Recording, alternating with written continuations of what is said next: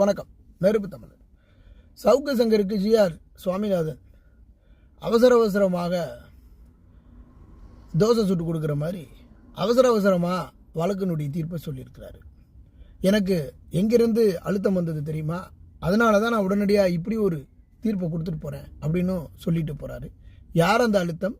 யார் அந்த அரசியல்வாதியா, தொழிலதிபரா, அல்லது மேலே இருக்கிறவன் எல்லாம் பார்த்துப்பான்னு சொல்கிறதா, யார் அவர் அப்படிங்கிறது தான் தெரியலை.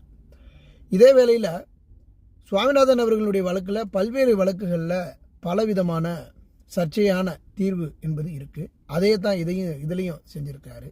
சவுக்கு சங்கர் போன்றவர்களெல்லாம் இவர் ஆதரிக்கிறார் அப்படின்னா இவருடைய இந்த நீதி அரசராக பல ஆண்டுகள் இவர் பணிபுரிந்து கொண்டிருப்பார். இதில் ஒரு பெரிய ஒரு சந்தேகமே எழுது. இவருடைய இந்த நீதி என்பது சவுக்கு சங்கர் போன்ற நபருக்கே சாதகமாக இருக்குன்னா மற்ற நீதியில் எங்கே